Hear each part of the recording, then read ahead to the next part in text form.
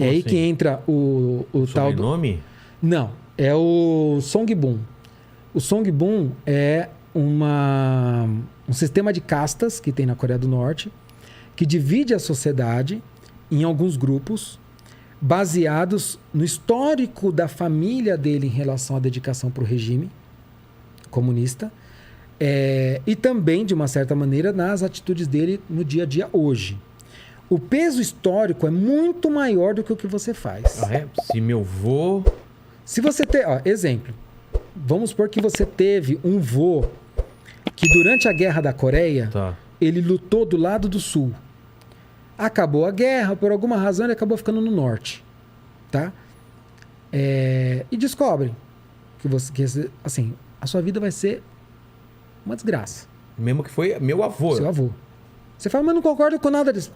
É seu avô. Caramba. Existe eles acreditam, isso vem do confucionismo, que determinadas coisas elas estão no sangue e elas duram até a terceira geração. Então, se o seu avô ele teve uma atitude antirrevolucionária, capitalista, se ele era sei lá, um presbítero de uma igreja, por exemplo, metodista, sei lá, qualquer coisa, fala, opa, tá no seu sangue isso.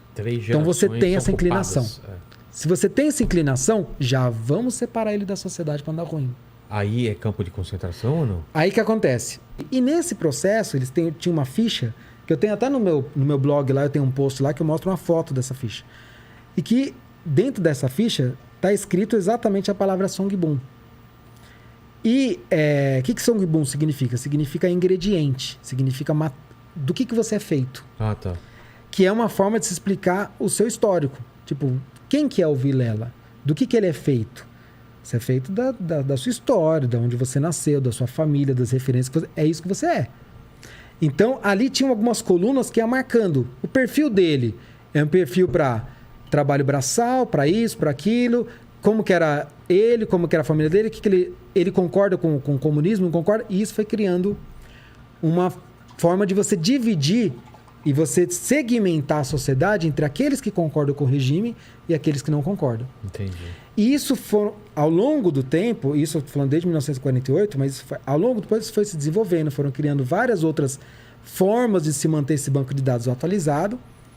É óbvio que isso não é público, óbvio que um monte de gente nem sabe que isso de fato existe, principalmente o norte-coreano que vive no meio do mato lá, que boa parte dos desertores são as pessoas mais simples mesmo, são as pessoas bem informadas e estudadas, né? Esse cara não sabe porque que ele mora no meio do mato e fica colhendo capim o dia inteiro, ele não sabe.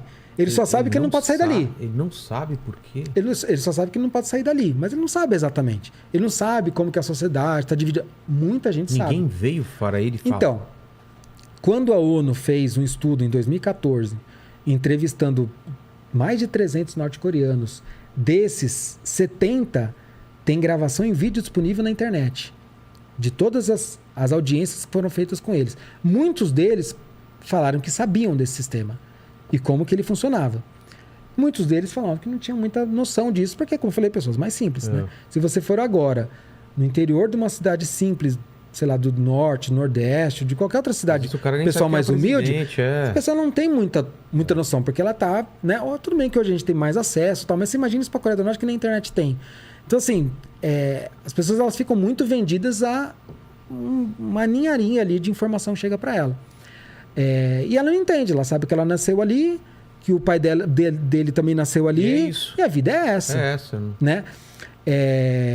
E aí foram feitas essas atualizações e assim, são 51 categorias mais ou menos. 51? 51 categorias, divididas em praticamente 3 grandes blocos. Do que tem mais direitos para o que tem menos. Daquele que é mais dedicado para o governo, daquele que é menos dedicado para o governo. Entendi. Então, por exemplo, e esses 51 são divididos, você pode agrupar em 3 grandes blocos. O primeiro bloco, que são os chamados os amigáveis, que são aqueles, a elite. Então é aquele que eu falei, que teve um parente que lutou na guerra, ou que ele já é do partido, a família dele é do partido há muito tempo e tal. Você tem os neutros, que são aqueles do meio, que eles chamam também de vacilantes. Vacilantes por quê? Porque ele está no meio, mas ele pode dar uma escorregadinha para lá ou para cá. Então a gente tem que dar uma Esse tá monitoradinha no nele. primeiro grupo ainda? Não, o primeiro grupo é dos Ah, amigáveis, só isso aí? que é a elite, Tá. tá? Fechado total com o governo. Fechado total com o governo.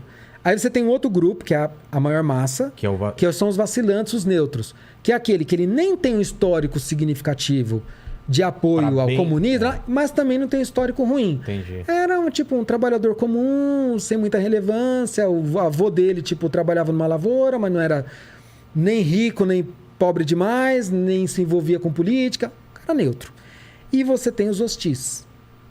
Quem são esses hostis? É aquele que tem um histórico na família de deserção, de algum religioso, de lutou do lado errado na guerra, de comerciante, fazendeiro.